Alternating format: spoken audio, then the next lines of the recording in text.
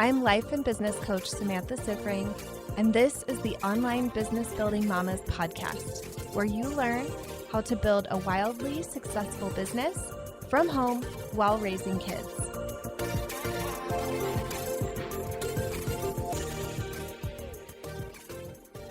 Welcome to another episode of the Badass Mother podcast. How are you doing today? I hope you are doing really well. Right now, I am recording a large batch of episodes as my podcast editor is about to go on maternity leave. So we're going to take a little pause from the what's going on in my personal life kind of updates, and that will be resuming at the end of July. But I hope that you loved today's episode. I have a whole batch of amazing episodes coming up for you over the next couple months. So I cannot wait to hear what you think of them all. And I hope that you're having an amazing, amazing summer. All right, today we are talking about legacy. What do you want to be remembered for? What do you want your legacy to be in this world? Aside from the income you're creating for yourself, which is amazing and very exciting and valid, what is the impact that you're having in the world, and what's the ripple effect from that? This is something I love to think about. And as I was thinking about legacy and impact recently, I identified some of mine, which is really exciting. And I started thinking about how legacy and the impact we're having in the world can be confused with people pleasing. So that's what I'm talking about today. Because of my work, other women are making their dreams a reality. This is so exciting for me. They are becoming empowered by creating financial independence for themselves. This is one of the things I am most passionate about. I see way too many women out there who are asking their husbands if they can go to Starbucks or make investment decisions in their business or these kinds of things, not to run it past their partner, but to get permission, for Starbucks. You know what I mean? That kind of stuff makes me upset because I'm just you should be able to do what you want and you should be able to make your own decision. And when you're feeling disempowered financially, you are not in that place. I also once heard of a woman who was in a abusive relationship and she felt like she couldn't leave because she had no income of her own. And that has really stuck with me. It is a big part of my business and why I specifically love helping women to become really financially independent, not so they can leave their husbands, but so no matter what's going on with their partner, they can take care of themselves and they know that, and they can be with a partner just for love and just because they want to be there instead of anything else. I think that's just so important and amazing, and I think it's so good for both of the partners in a relationship or in a marriage. So this is why I love female financial independence. Here's the ripple effect of what I'm doing with the women that I work with, because it's not just about my income and it's not just about the income that my clients are creating. There's a ripple effect that's even bigger. So one of my former clients creates gorgeous brands. Seriously, her work is stunning. And she makes the world a more beautiful place while delighting her clients with her work. Another one of my clients helps moms launch businesses and make money from home with babies in arms. My client did that herself, and now she's teaching lots of other mamas to do it. And it's so fun to watch her clients be successful and see that ripple effect happening. Some of my clients have grown their businesses to the point that they're now able to create jobs and opportunity for other people to make money doing something they love. Not everybody wants to be an entrepreneur, but a lot of people want to freelance. And now some of my clients are able to hire people to do that, which is fantastic. Several of my clients help people learn to make more money, which is amazing. And several of my clients help marriages and families heal, which is such important work and making the world a much better place. I could probably keep going of all of the impact that my clients are having, but when I think about this ripple effect, I'm so deeply humbled. I don't take this lightly at all. I don't take my work lightly. It's fun. I love it. But this is big. Much of my motivation in my business today comes from this feeling and knowing that I'm holding other people's dreams and that I'm helping them to realize them. And that before my client even really fully believes in her dream, I'm believing it for her and I'm teaching her to believe in it. And that just feels so, so deeply important to me. There used to be a time that I was afraid to show up and serve in the world because I was worried about doing it wrong, being judged, or nobody paying attention to what I was doing. And sometimes now I just take a moment to imagine what if I would have kept listening to that voice. This podcast would not exist. It would not be so consistent, and it would not have been going for now almost a year, which blows me away. I've actually been working on bringing it to life for over a year. So I think it's just really important to take a moment to reflect, even if you're new to your business, on what that legacy could be and what's so important to it. So I had initial income goals for myself and for my family that I have hit and then doubled. And now I'm kind of building the money part for the fun of it, to challenge myself, to see how far I can go, to see how much bigger I can grow this and what I'm really capable of. That's really exciting to me. But aside from all of that, what I'm able to do now for other people is really what's keeping me going and what's making me most excited and what gets me out of bed in the morning and is not the burden, but like the duty that I feel around my business. And I really like it. I'm really happy to have created this. So I wanted to just share that and kind of paint a picture for you of what I'm feeling like my legacy is right now, and hopefully helping you to dream and imagine what yours could be. And now I want to talk a little bit about your legacy. So when we think about legacy and what we want to be remembered for, there is a quote that I think a lot of us have pop into our mind. People forget what you said, but they remember how you made them feel.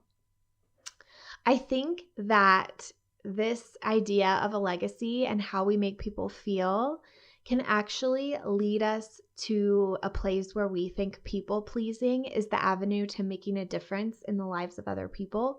And I wanted to really debunk that and separate these two things out and explain the difference.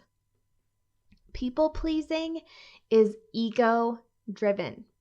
This was mind-blowing to me when I first heard from Brooke Castillo that people-pleasing is manipulative and controlling. It made me feel so icky. I was like, no, my people-pleasing is kind and generous. It's not bad.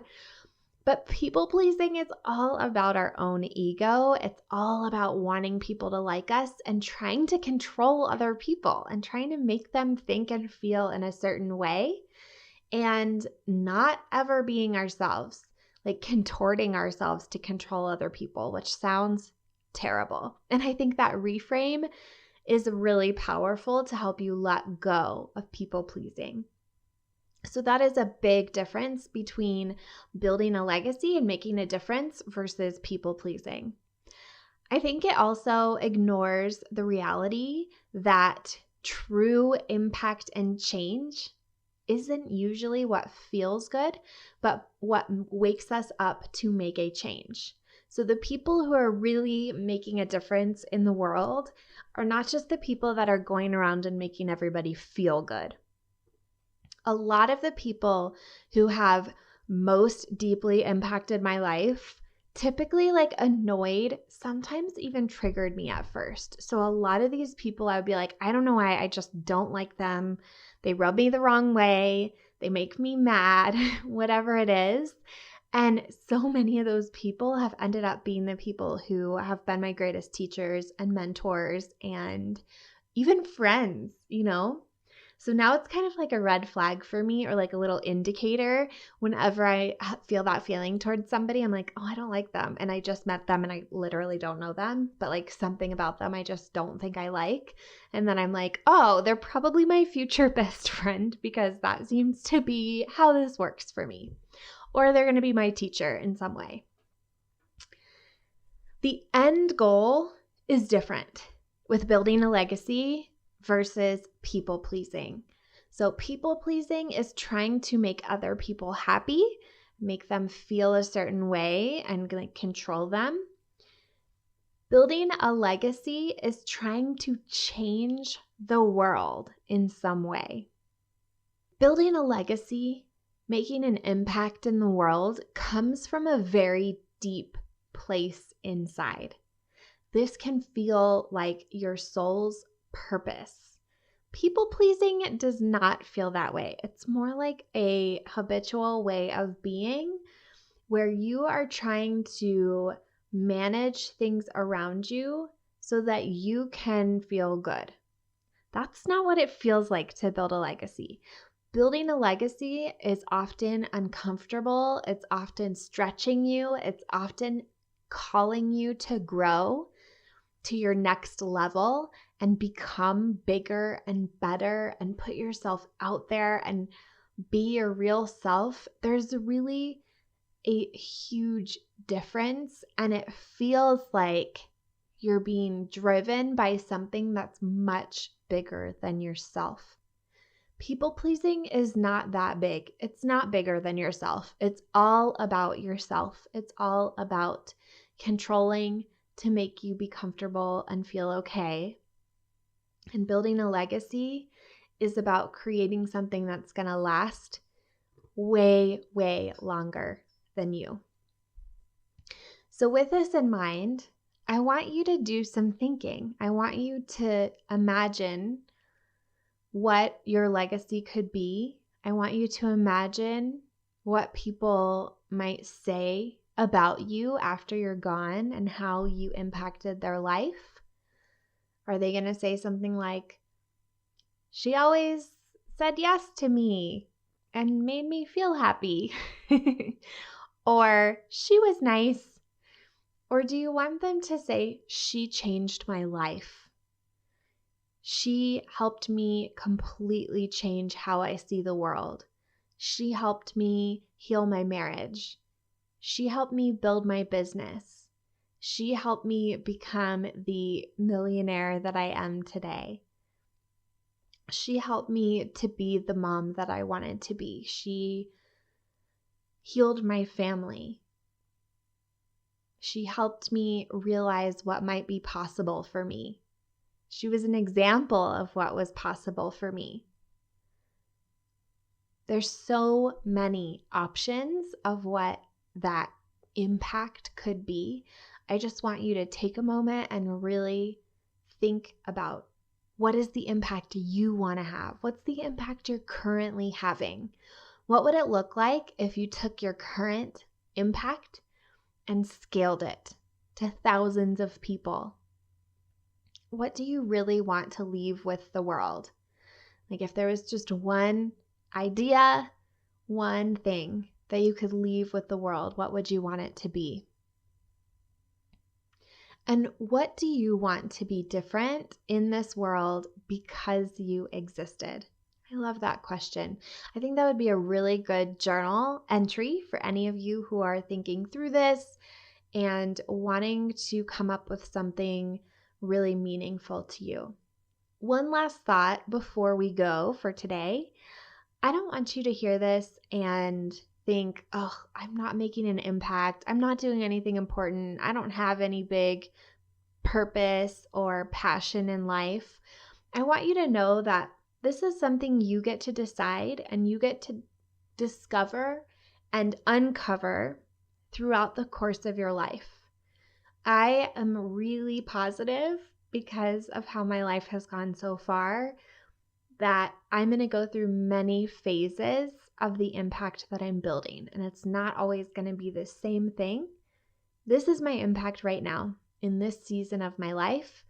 And I know that another one is coming. So if you're in a place where you don't really feel it, you're not really sure what your impact is, I want you to stop judging yourself, because I bet you are having some kind of an impact, whether it's with your kids or with your partner or with people you work with or with your neighbors or with your friends. There's definitely a way that you are making an impact, and I want yourself to give yourself credit for what that impact is. So don't judge, don't diminish what you're currently doing. And don't compare your impact to other people. Look honestly inside, find what the impact is right now, and acknowledge yourself for what you're currently doing.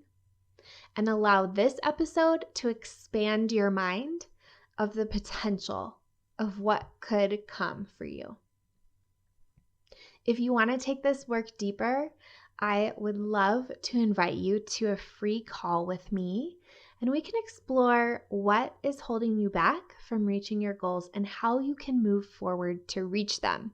So whether you decide to work with me further or not, you're definitely going to walk away from this call with a ton of clarity on your next steps and your bigger vision for the next year.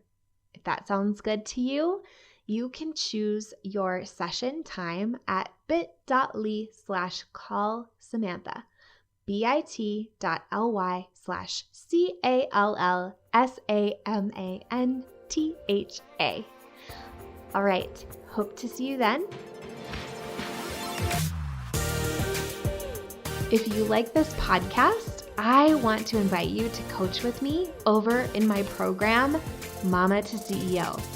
There's you, and there's the consistent income you want to make in your business, and I help you remove everything standing in between.